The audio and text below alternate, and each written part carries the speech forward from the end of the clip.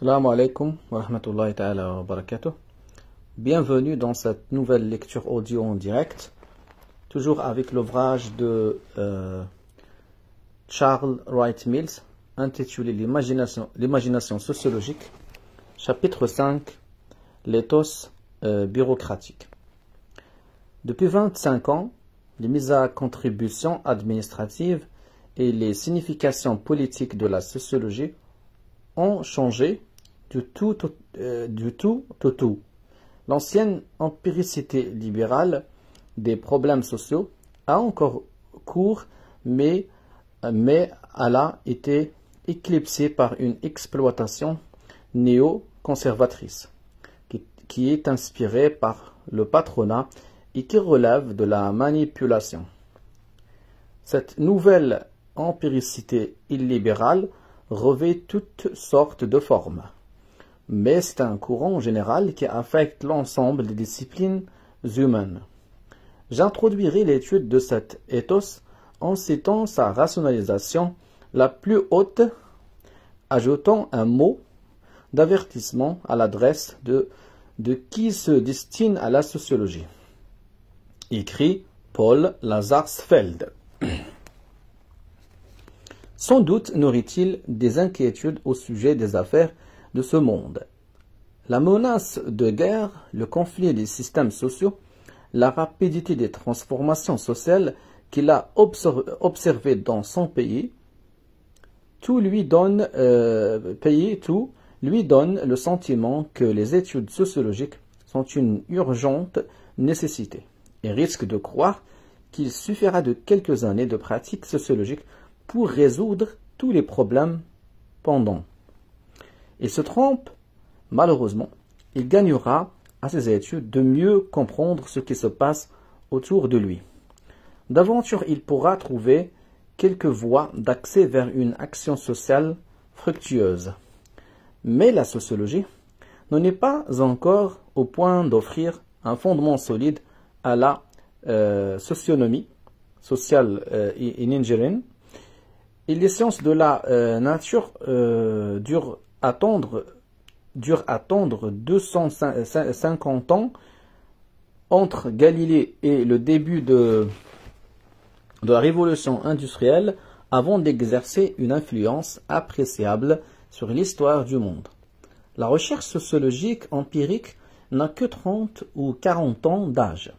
Si nous attendons qu'elle résolve instantanément les grands problèmes mondiaux, si nous ne lui demandons que des résultats d'utilité immédiate, nous ne ferons que troubler le cours naturel de son évolution.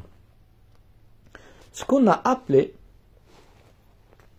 ici en fait c'était un passage de Paul Lazarsfeld tiré de son ouvrage intitulé What is Sociology?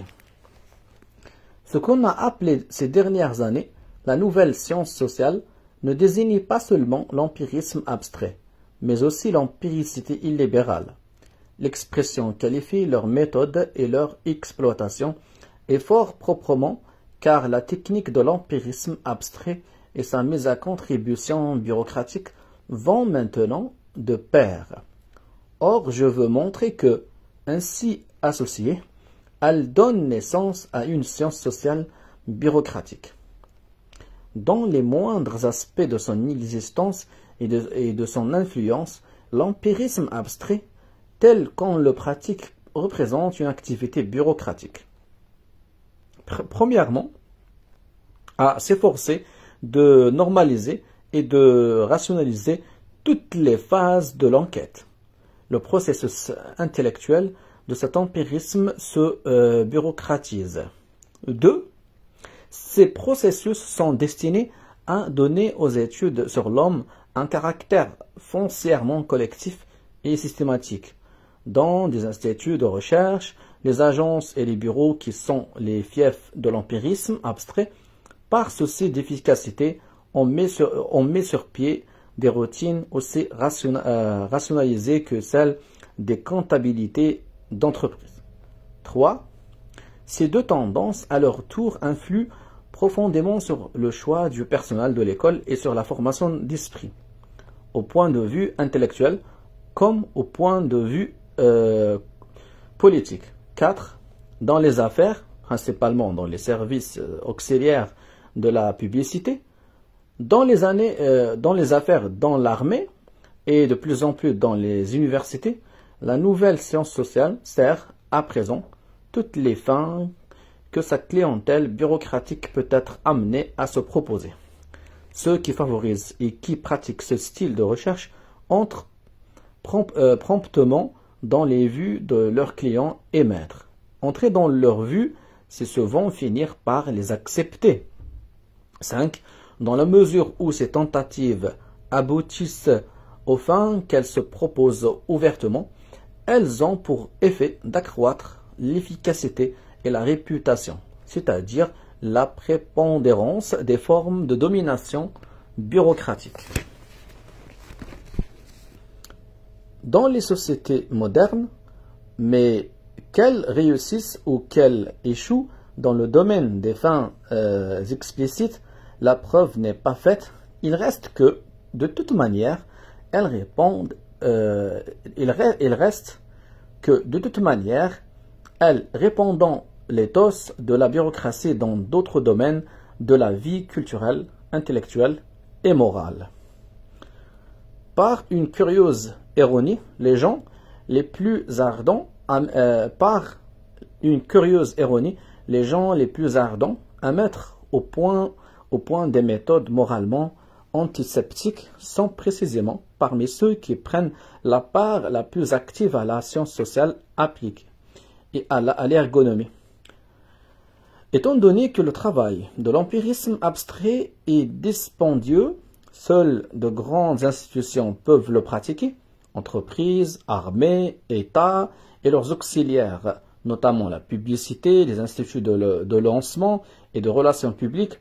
Il y a aussi les fondations, mais leur personnel a tendance à se plier au nouveau canon de l'empirisme, c'est-à-dire aux exigences de la pertinence bureaucratique. Par suite, le style s'y trouvait représenté dans des foyers institutionnels précis. Depuis les années 1920, dans les agences de publicité et les agences commerciales, depuis les années 1930, dans les entreprises et les chaînes d'instituts de sondage, depuis les années 1940, dans plusieurs instituts de recherche universitaires, pendant la Seconde Guerre, enfin, dans les bureaux d'études du gouvernement fédéral, le mouvement est en train de s'étendre à d'autres institutions, mais ce sont là ses fiefs. Le formalisme de ces dispendieuses recherches les rend à même de fournir le genre de renseignements que réclament les clients prêts à y mettre le prix. Elles sont centrées sur des problèmes précis permettant d'élucider les dilemmes de l'action pratique, c'est-à-dire les domaines financiers et administratifs. Il est faux de croire que c'est seulement quand on découvre des principes généraux que la sociologie peut se montrer bonne conseillère pratique. Très souvent, l'administrateur a besoin de connaître certains faits ou certaines relations en détail, et il ne recherche pas à en savoir davantage. Comme les sociologues de l'empirisme abstrait n'ont cure de formuler leurs propres problèmes de fond, ils sont d'autant plus enclins à laisser les autres choisir pour eux leurs problèmes. Le sociologue de la sociologie appliquée ne s'adresse pas au public. Il a ses clients attirés qui ont leurs intérêts et leurs problèmes. Ce remplacement du public par la clientèle mine progressivement l'idée d'objectivité distance, qu'entretenait probablement une sensibilité à des pressions imprécises et excentriques, et que nourrissait donc plus précisément les intérêts particuliers du chercheur, libre à son niveau de fragmenter et partant de refuser les directives. Toutes les écoles peuvent influencer la carrière de l'universitaire. Le bon travail se définit selon les normes des différentes écoles et le succès universitaire réclame qu'on embrasse avec ferveur le credo d'une école dominante. Tant que les écoles sont nombreuses, ou du moins multiples, notamment quand le marché de l'emploi est en pleine expansion, ce n'est pas difficile. Rien n'interdit aux praticiens isolés d'entreprendre les travaux sociologiques les plus ambitieux, si ce ne sont ses propres limites. Mais ces francs-tireurs ne peuvent s'adonner à l'empirisme abstrait comme ils le voudraient, car c'est un travail qui, pour donner ses fruits, réclame un bureau d'études assez important pour fournir les matériaux nécessaires, ou plutôt, si j'ose dire, un roulement suffisant. Il faut un institut de recherche et beaucoup d'argent, universitairement parlant, s'entend. À mesure que le coût de la recherche s'accroît, à mesure que se constitue l'équipe de recherche, à mesure que le style de travail lui-même devient dispendieux, la division du travail est soumise à un empire collectif. L'université est en train de se métamorphoser.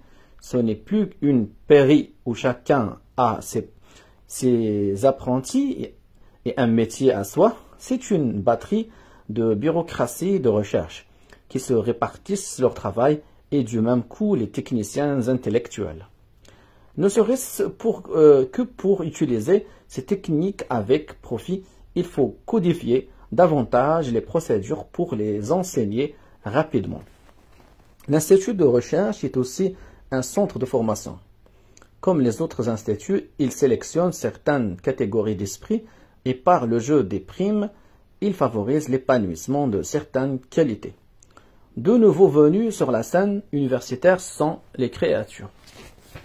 Les créatures de ces instituts, conjointement avec des intellectuels et des chercheurs plus académiques.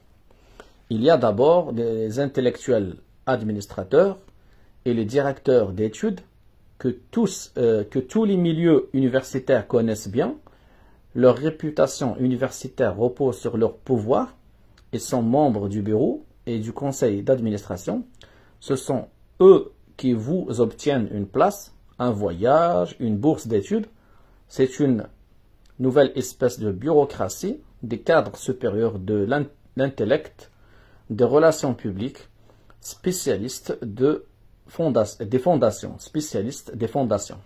Chez eux, comme chez les promoteurs et les cadres de tout poil, la circulaire remplace le livre. Il vous dresse fort proprement un nouveau projet de recherche ou d'institut et administre la publication des livres. Il déclare travailler en milliards d'heures hommes de travail technique. Pour le moment, il ne faut pas s'attendre à un savoir bien solide. Il faut d'abord toutes sortes d'enquêtes méthodologiques, enquêtes sur les méthodes et enquêtes sur les enquêtes. Et ensuite, toutes sortes d'études pilotes. Les fondations aiment bien répandre la manne sur des projets de grande envergure plus faciles à administrer que des volets de projets artisanaux, comme elles aiment à favoriser les projets scientifiques avec un grand S. Ce qui revient à dire qu'à force de les banaliser, on les a rendus inoffensifs, car elles ne veulent pas se signaler à l'attention de la politique. Les grandes fondations encouragent donc les recherches bureaucratiques à grand déploiement sur les problèmes de petit calibre et recrutent à cette fin des intellectuels administrateurs. En second lieu, on a les jeunes recrues qui seraient plutôt des conseillers techniques que des sociologues. C'est une affirmation un peu générale, mais je mesure mes mots. Pour évaluer l'importance d'une pensée sociologique, il faut toujours faire la part des guides et de la cordée, des inventeurs et des fonctionnaires, de la première génération qui innove et de la deuxième, de la troisième qui exécute. Toute école, si elle réussit, a sa troupe et ses éclaireurs. C'est même là le critère de sa réussite. C'est aussi la clé des conséquences intellectuelles de la réussite. Il y a souvent une différence d'esprit entre le cerveau PQ et les pionniers. Ici, les écoles diffèrent profondément. Dans une très large mesure, les différences dépendent du type d'organisation. Dans une très large mesure, les différences dépendent du type d'organisation sociale que chaque style de travail autorise ou encourage. Plusieurs des inventeurs et des administrateurs du style que nous examinons en ce moment sont des esprits profondément cultivés. Dans leur jeunesse, ils ont assimilé les grands modèles de pensée de la société occidentale. Leur expérience intellectuelle et culturelle s'est étendue sur de longues années. Ce sont des hommes cultivés, conscients de leur sensibilité et capables de continuer à se cultiver. Mais la seconde génération, ces jeunes gens issus du pauvre milieu intellectuel des high schools américaines, n'a rien connu de tel. Généralement, ils ont mal travaillé au collège. Du moins, a-t-on lieu de penser que les instituts de recherche ne recrutent pas les plus brillants. J'ai rarement vu l'un de ces jeunes gens buter vraiment sur une question d'ordre intellectuel. J'en ai jamais vu faire montrer d'une curiosité passionnée. Je n'ai jamais vu faire montre d'une curiosité passionnée pour un grand problème. De cette curiosité qui fouette l'esprit et le ferait aller n'importe où, à n'importe quel prix, qui le forcerait, s'il le fallait, à se renier pour trouver.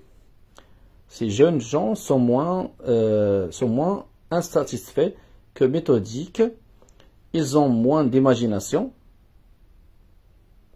que de patience. Ils sont avant tout dogmatiques. Dans toute l'acception historique et théologique du terme, ce n'est qu'un aspect parmi d'autres de la misère intellectuelle où croupissent d'innombrables étudiants américains, tant au collège qu'à l'université. Mais je crois qu'elle est particulièrement évidente chez les conseillers techniques de l'empirisme abstrait. Ils veulent faire carrière dans la recherche sociologique. Ils se sont spécialisés très tôt et très étroitement, et ils n'éprouvent qu'indifférence ou mépris à l'égard de la philosophie sociale, qui revient, d'après eux, à écrire des livres avec d'autres livres, quand ils ne l'accusent pas de n'être que spéculation. À les écouter, à tenter de mesurer leur curiosité, on s'aperçoit que ce sont de tout petits esprits. Ils n'éprouvent aucun embarras devant des domaines où tant d'intellectuels avouent leur ignorance. L'attachement envers la méthode. L'attachement envers la méthode scientifique dont se réclame la sociologie bureaucratique fait beaucoup pour sa propagande. La formation des chercheurs est facile, elle leur offre une carrière d'avenir, le recrutement est aisé, dans un cas comme dans l'autre, des méthodes dûment codifiées, facilement accessibles aux chercheurs, assurent le succès.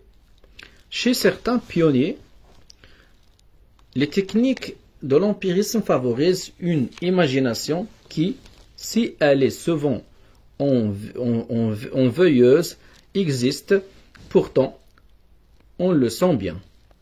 En parlant à ces gens-là, on s'adresse à des êtres pensants. Mais lorsqu'un jeune a passé 3 ou 4 ans à faire ce genre de travail, on ne peut plus lui parler d'étudier la société moderne. Sa situation, sa carrière, son ambition et son amour propre sont tout entiers dans cette façon de voir, dans ce vocabulaire, dans ces techniques-là. En vérité, il ne sait plus rien d'autre. Chez certains, l'intelligence divorce d'avec la personnalité.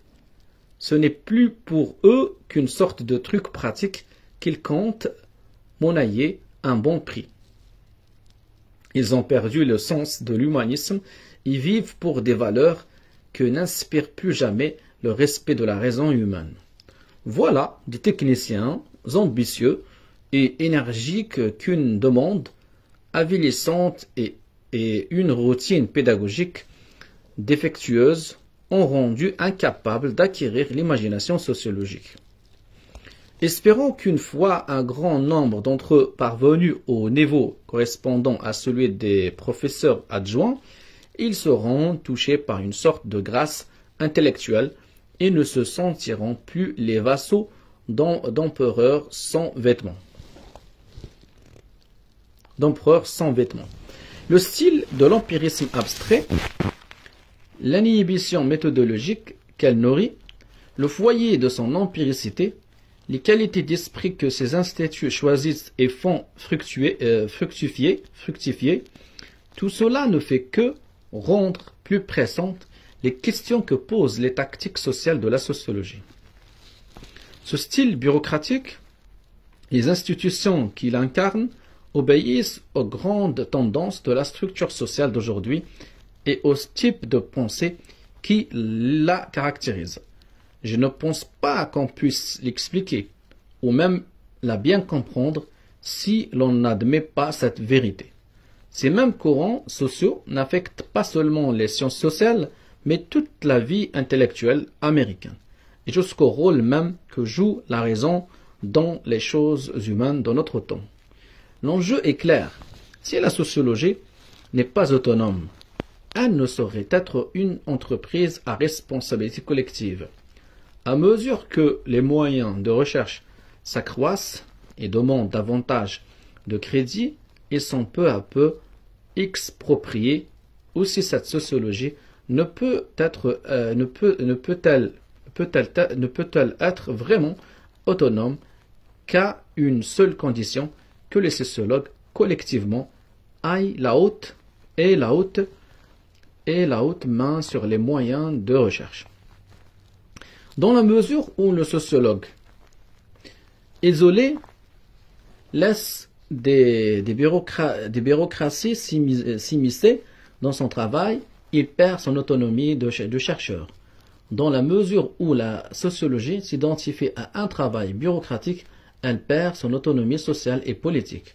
Je dis bien dans la mesure où, car il s'agit évidemment d'une tendance et non d'un état de fait général. Si l'on veut comprendre ce qui se passe dans un secteur de recherche culturelle ou intellectuelle, il faut comprendre son contexte social immédiat. Il me faut donc dire un mot sur il me faut donc dire un mot sur les coteries universitaires. Il est vrai que dans la mesure où une idée est durable et valable, une personnalité ou une coterie, quelle qu'elle soit, n'en est que le symbole provisoire. Toutefois, la question des coteries, des personnalités et des écoles n'est pas si simplement que cela. Il faut savoir qu'elle exerce une forte influence sur l'évolution des sciences sociales. Il faut en tenir compte, ne serait-ce que parce que toute activité culturelle a besoin d'être financée d'une manière ou d'une autre et de trouver auprès d'un public, quel qu'il soit, l'adjuvant d'une critique.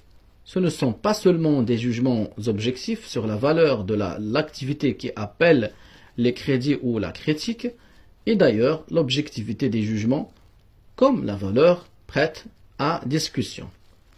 Les coteries universitaires ont pour fonction de réglementer la concurrence, mais aussi d'en fixer les normes et de récompenser les travaux qui y répondent à tel ou tel moment.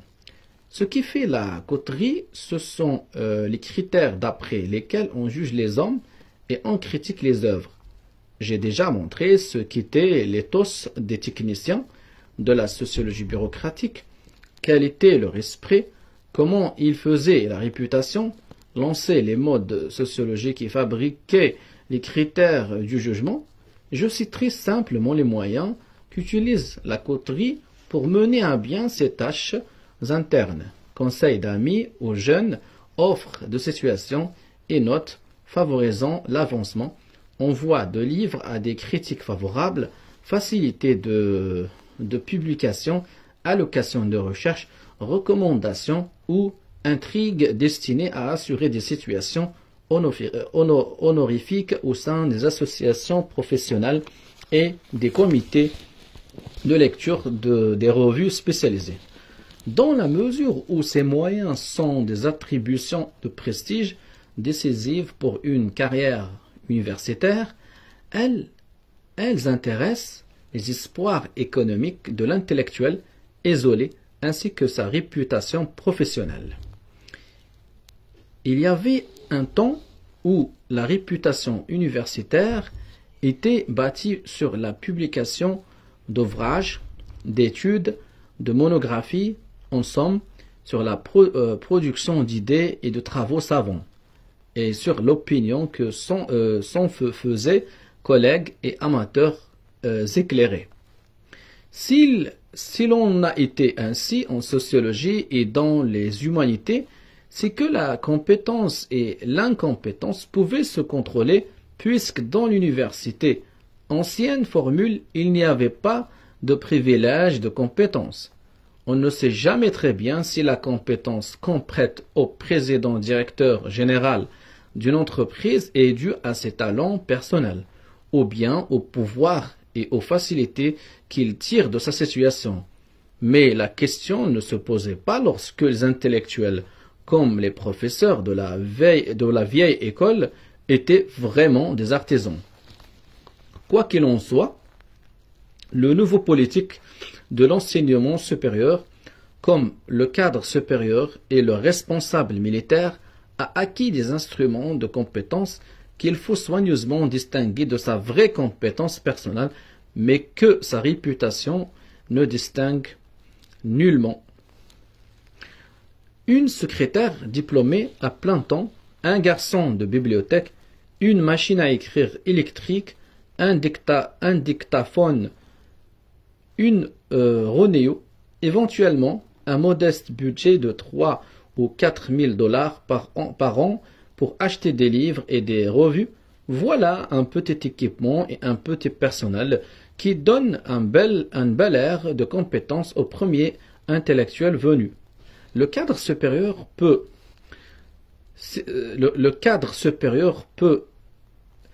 s'esclaffer. Le cadre supérieur peut s'esclaffer devant ses moyens misérables. Les professeurs de collège n'ont rien pas. Il n'y en a pas beaucoup, même parmi les plus actifs, qui puissent compter sur de si grandes facilités. Et pourtant, cet équipement est bien un instrument de compétence et de carrière. Et ici, le libre savoir ne vaut pas une bonne coterie. Son prestige est un atout pour obtenir les instruments, et les instruments, à leur tour, sont les clés de la réputation. On comprend donc qu'on puisse se faire une réputation magnifique sans presque rien produire. D'un de ces habiles hommes, un collègue, songeant aux caprices de la postérité, disait un jour aimablement: Vivon, ce sera le plus éminent spécialiste de sa discipline. 15 jours après sa mort, personne ne saura plus son nom. La cruauté du mot témoigne des affres que doivent bien souvent traverser ces politiques en le voyant dans les coteries universitaires. Si plusieurs coteries sont en concurrence dans un domaine de recherche, ce sont les positions relatives des rivales qui décident de la stratégie à adopter. Les petites coteries, celles qui passent pour insignifiantes, laissent dire aux grandes que tôt ou tard, elles se retireront des affaires. Leurs membres seront ignorés, circonvenus ou éliminés, et ils disparaîtront sans postérité. Il ne faut pas oublier que la fonction essentielle des coteries consiste à former une nouvelle génération d'universitaires. Sont insignifiantes celles qui meurent sans laisser de traces. Mais il y a deux grandes écoles, dirigées par des hommes de pouvoir et de prestige. Il s'agit alors de fusionner, de fonder un cartel. Et si une école est en but au harcèlement, lancé par des isolés ou par des rivales, la stratégie fondamentale consiste à nier l'existence de la coterie ou même de l'école. C'est ici que les politiques récoltent les fruits de leurs activités. On confond souvent à dessein ce qui profite à la coterie et ce qui entre dans le vrai travail de l'école. Chez les jeunes, cela favorise la carrière. Chez les anciens, la coterie instaure une prime à l'administration, à l'avancement, à la politique et à l'amitié. C'est chez les anciens notamment que les réputations sont ambiguës. Cette réputation demanderont les curieux est-elle due à la qualité intellectuelle de l'œuvre accomplie ou à la situation de l'intéressé au sein de la coterie. En considérant les rapports entre coteries, on se heurte immédiatement à ceux qui parlent non pas au nom d'une coterie, mais au nom de tout un domaine. Ce ne sont pas les agents exécutifs d'une firme, mais les représentants de toute une industrie, qui aspire à jouer le rôle de politique pour tout un domaine doit effectivement soutenir par exemple qu'il n'y a aucune réelle différence intellectuelle entre les deux grandes coteries. De fait, mélangeant la chèvre et le chou, son premier souci intellectuel est de montrer qu'elles veulent toutes les deux la même chose.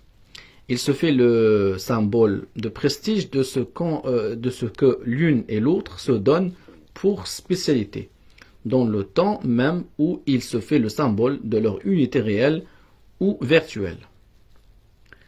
Tirant prestige de l'une et de l'autre, il leur en confère à toutes les deux. C'est une sorte de courtier en prestige qui distribue sa marchandise aux deux parties en présence. Imaginez que deux écoles s'affrontent dans un certain domaine, l'une ayant nom théorie et l'autre recherche. Le bon politique se livre à une incessante navette entre les deux. On le voit ici comme là, ce qui ne l'empêche pas d'être aussi entre les deux. Son prestige laisse espérer non seulement que théorie et recherche ne sont pas incompatibles, mais qu'elles sont bel et bien parties intégrantes d'un même modèle de travail sociologique. Il symbolise cet espoir, mais l'espoir n'est pas fondé sur des ouvrages ou des études qu'il aurait écrits. Il se passe ceci dans tous les ouvrages prometteurs publiés par recherche. Le politique cherche théorie et à l'optatif, il la trouve sans coup fait rire. Dans tous les ouvrages renommés de théorie, le politique cherche recherche et sur un mode non moins optatif, il la découvre. Ces trouvailles sont de l'ordre de l'article critique étendu où l'attribution du prestige personnel tient autant de place que l'examen des œuvres proprement dites. Quant à l'étude achevée, où seraient véritablement réconciliées recherche et théorie, c'est seulement, comme je l'ai dit, un espoir, un symbole. En attendant, le prestige du politique ne repose sur aucune étude de ce genre et pour tout dire ne repose souvent sur aucune étude du tout. Il y a quelque chose de tragique dans le rôle du politique. Ceux qui l'assument sont souvent de grands esprits. Les médiocres ne sont pas faits pour lui. quoique ce vent est limite de façon purement verbale. Or, le rôle que joue le politique le détourne du travail concret. Le prestige dont il s'entoure est tellement disproportionné avec ce qu'il accomplit effectivement.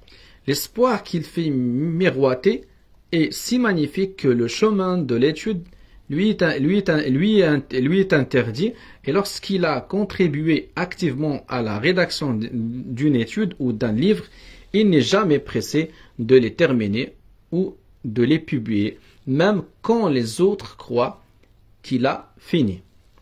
Il se plaint des réunions et autres obligations dues à son rôle de politique, et en même temps, il en accepte d'autres, voire il les recherche. Son rôle est à la fois cause et prétexte de son inaction. Il est lié et ne cesse de le répéter, mais il faut qu'il se lie toujours davantage, faute de quoi, devant lui comme devant les autres, son rôle de politique ne sera plus qu'un prétexte. L'université n'est pas faite seulement de coteries. Il y a aussi des francs-tireurs qui sont fort divers, et dont le travail est divers lui aussi. Aux yeux d'une coterie qui tient le haut du pavé, les francs-tireurs pressent pour les alliés, ou des neutres, peut-être sont-ils éclectiques dans leur travail ou d'une nature un peu sauvage. Mais s'ils font parler d'eux, s'ils passent pour des gens méritants, utiles, estimables, les membres de la coterie cherchent à les attirer, à les guider, éventuellement à les recruter. Les simples louanges réciproques entre membres de la coterie ne suffisent pas. Mais parmi les francs-tireurs, il en est qui refusent de jouer le jeu et de faire main basse sur les concessions de prestige. Les uns sont simplement des indifférents, absorbés dans leurs travaux, d'autres manifestent une hostilité ouverte. Ce sont des esprits critiques qui s'en prennent au travail de l'école. Si c'est possible, la coterie les enveloppera, eux et leurs travaux, dans le même mépris.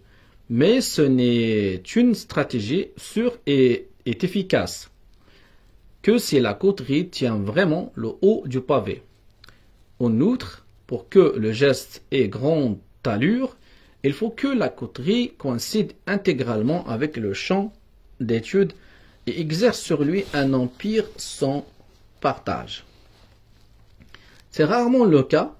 Un champ d'études est généralement exploité par une foule de neutres et de petits chercheurs éclectiques ainsi que par d'autres coteries. Il y a aussi des champs d'études confédérés.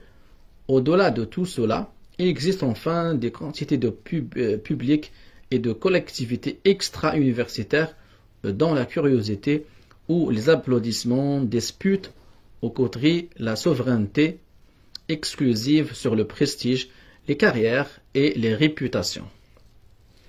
Si l'on ne peut ignorer les mauvais esprits, il faut donc recourir à d'autres stratégies.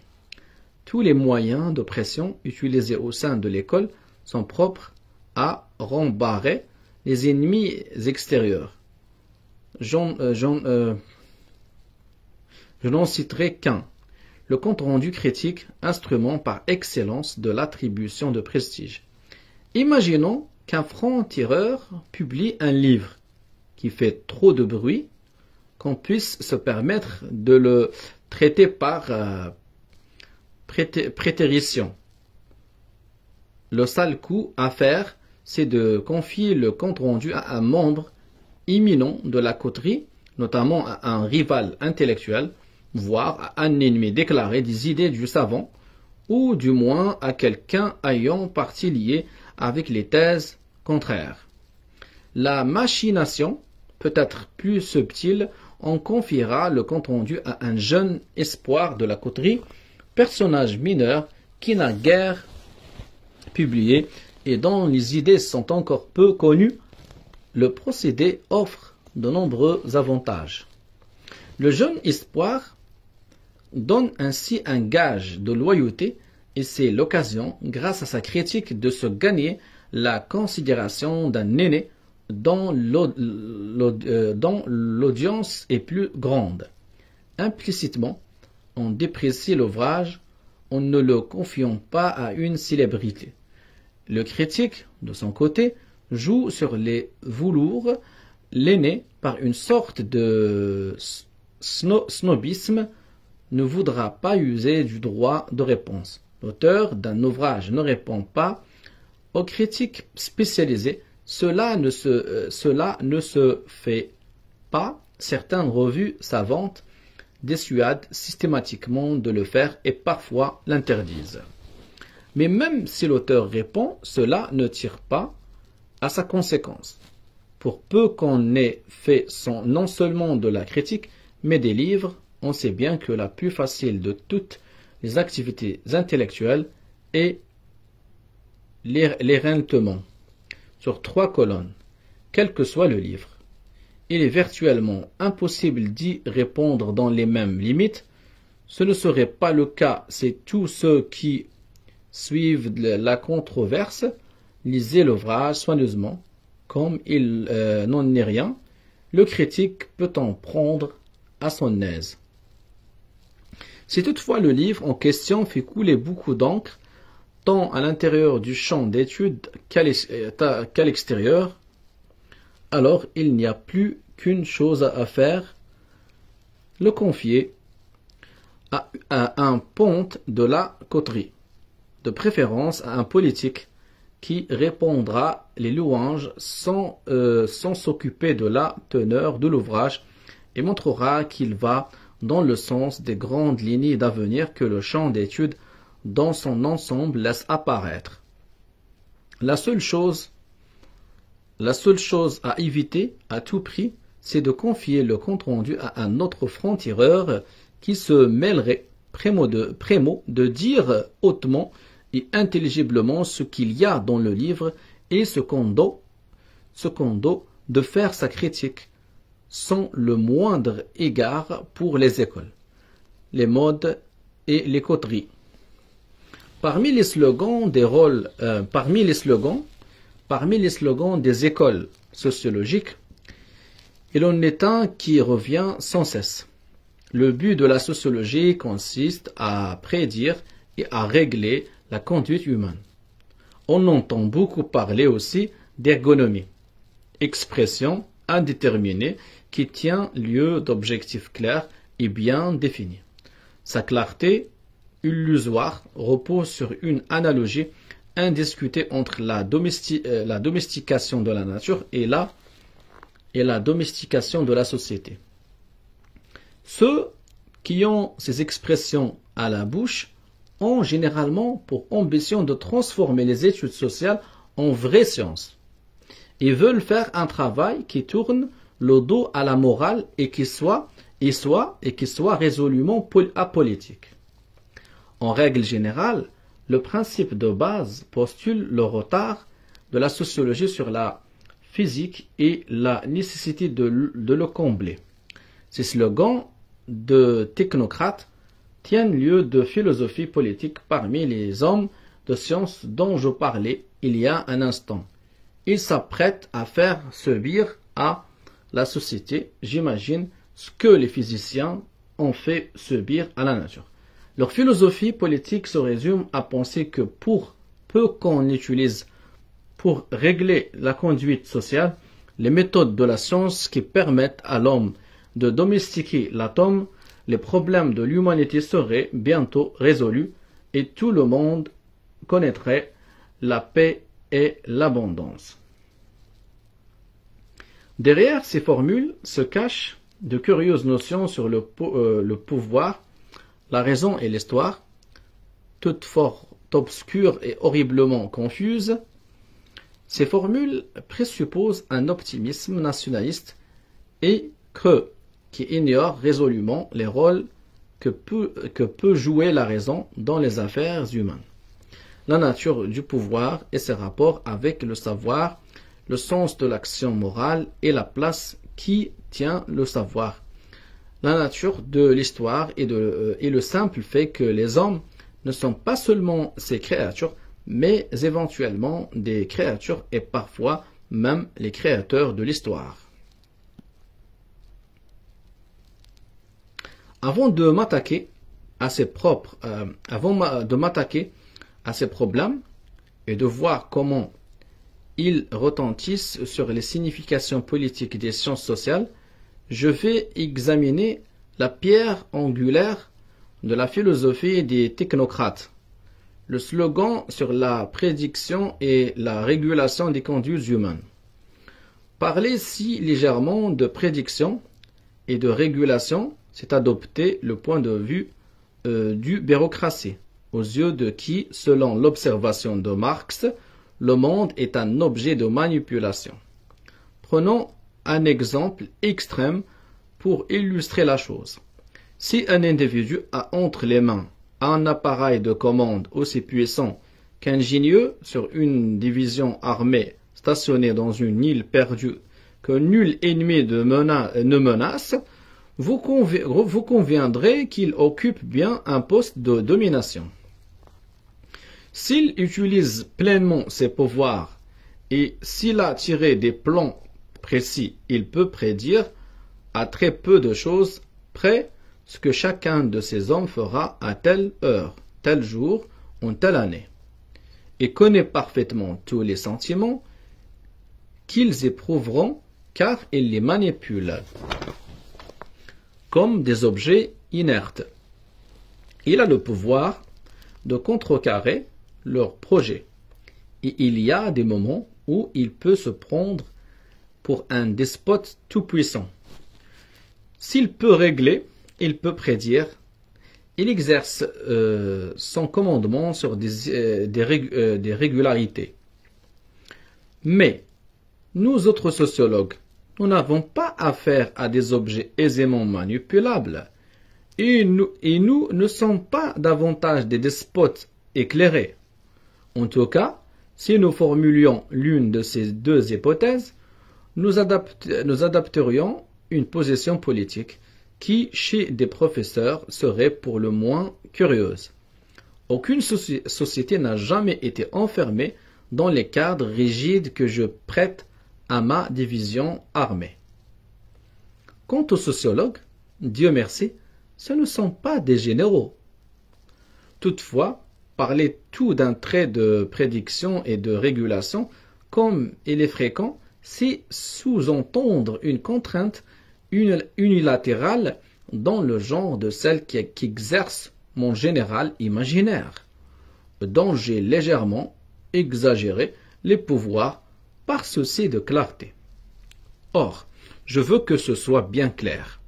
Pour montrer la dimension politique de l'éthos bureaucratique, il a été exploité par et dans des secteurs non démocratiques, instituts militaires, entreprises, agences de publicité, administration gouvernementale. C'est dans et pour ces bureaucraties que de nombreux sociologues ont été conviés à travailler. Et les problèmes sur lesquels ils se penchent sont ceux des grands commis de ces machines administratives. L'analyse du professeur Robert Land dans The American Soldier me paraît très juste.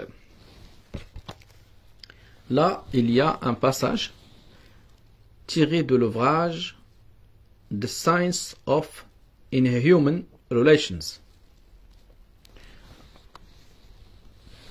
Ces volumes montrent avec quelle habileté on met les sciences à contribution pour sélectionner et pour enrôler les hommes en vue de fins qu'ils ne se proposent pas de leur propre chef.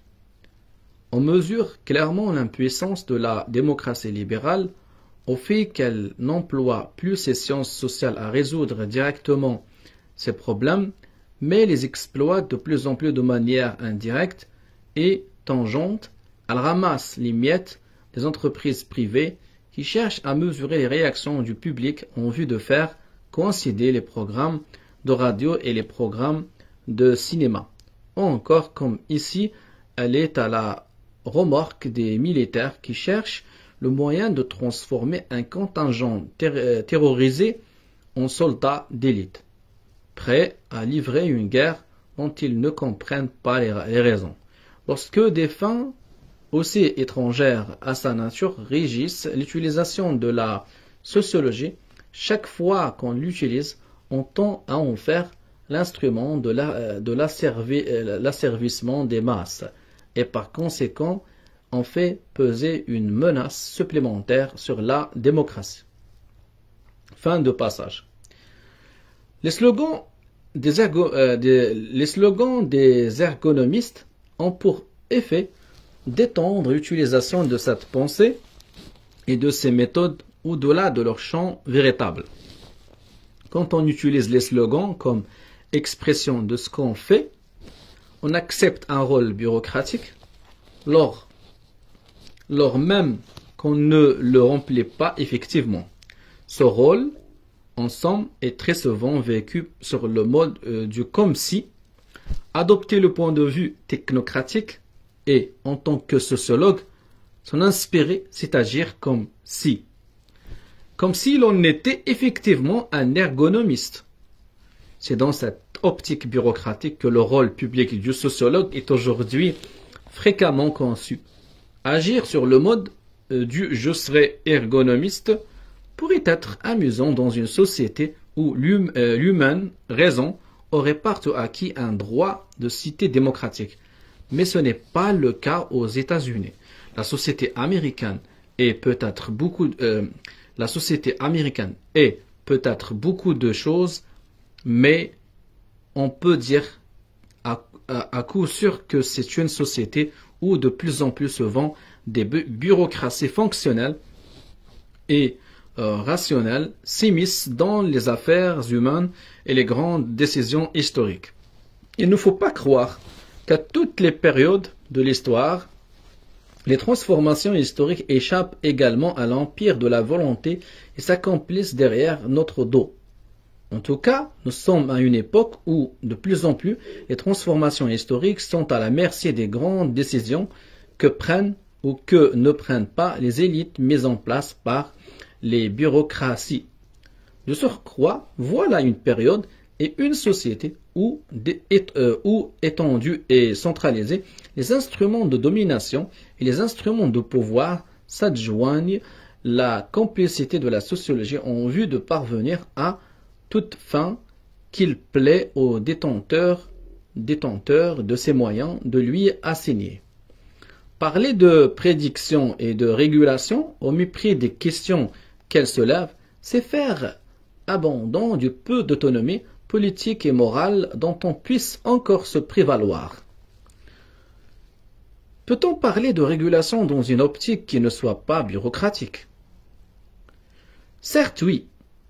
On a imaginé diverses espèces d'autorégulation collective. Pour en rendre compte convenablement, il faut évoquer tous les problèmes de liberté et de rationalité, en tant qu'idée et en tant que valeur, et aussi l'idée de démocratie comme type de structure sociale et comme faisceau d'espoir politique. La démocratie donne à ceux qui sont asservis à la loi le pouvoir et la liberté de modifier la loi selon des règles arrêtées d'avance et éventuellement de modifier ces règles, mais surtout elle accorde à la collectivité la haute main sur la mécanique structurelle de l'histoire même. C'est une idée complexe et difficile que je reprendrai plus tard en détail. Pour l'instant, je veux simplement montrer que si les sociologues, dans une société qui abrite des aspirations démocratiques, veulent réfléchir sérieusement à quoi mène un programme de prédiction et de régulation, il leur faut examiner ces problèmes avec soin. Peut-on parler de prédiction dans une optique qui ne soit pas bureaucratique? Certes, oui. Les prédictions peuvent s'appuyer sur des régularités fortuites et non sur des contraintes. Sans domination, C'est dans les secteurs où personne d'autre n'exerce de domination non plus que nous serons singulièrement à même de prédire. Dans les secteurs où les activités volontaires et non routinières tendent vers zéro. Le langage, par exemple, évolue et persiste derrière notre dos. Ces régularités se produisent peut-être aussi en accord avec la mécanique structurelle de l'histoire.